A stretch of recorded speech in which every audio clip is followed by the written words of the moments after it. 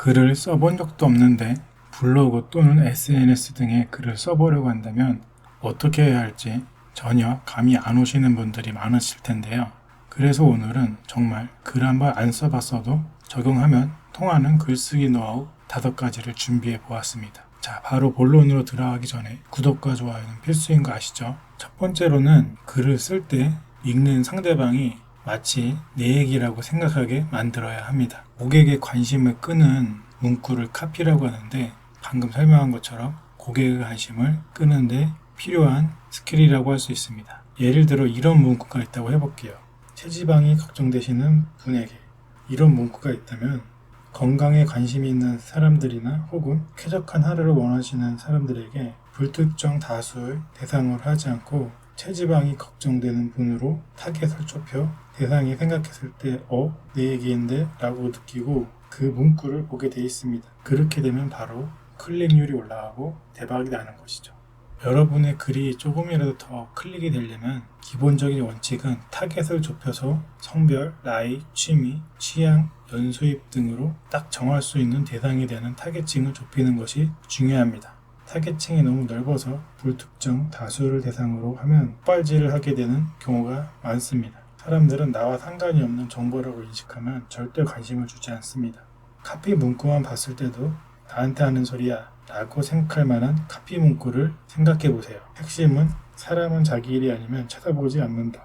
특정 타겟층에 어필할 수 있는 카피 문구를 생각해 보시기 바랍니다. 두 번째도 타겟을 좁히는 카피 기술인데요. 뭐뭐로 고민하신 분에게 라고 말 걸기입니다.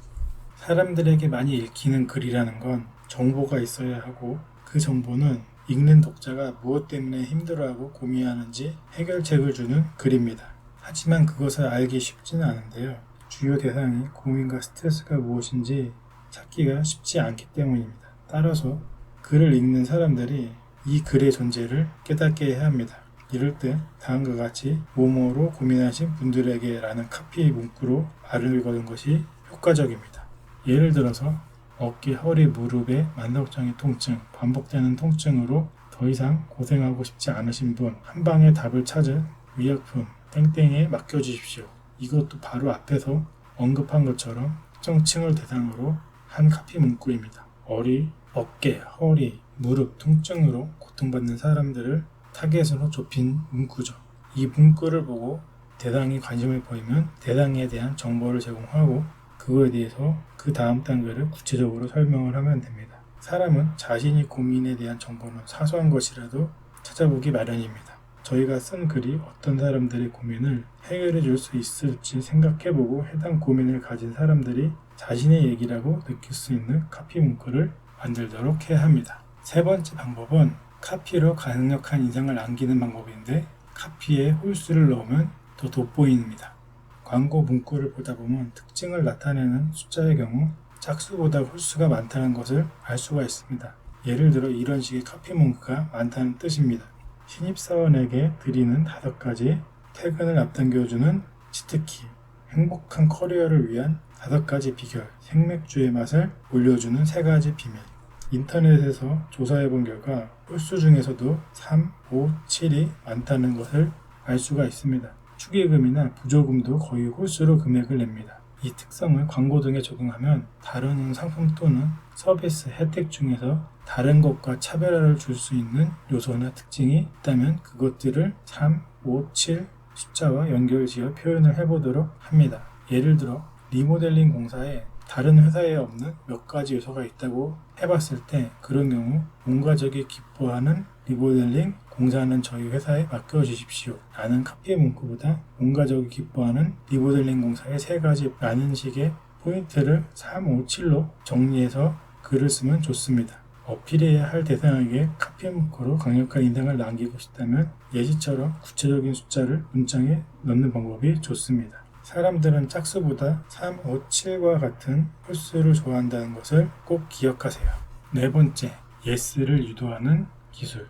사람들은 한번 동의하면 계속 동의하는 성질이 있습니다. 예를 들어 우리 지역을 좀 더 살기 좋은 곳으로 만들고 싶으시죠? 라는 질문을 들으면 대부분 예라고 대답할 것입니다. 사람들은 특정 상대에게 여러 번 찬성하는 태도를 보이면 그 후에 반대 의견을 말하기 어려워하는 경향이 있다고 합니다. 이것을 생각해 상대방이 yes라고 질문을 하는 판매 기술을 yes 유도 화법이라고 합니다. 저희는 이런 기법을 활용해서 카피 문구를 만들어 볼 수 있습니다. 블로그로 월 부서입 100만 원을 얻고 싶지 않으세요?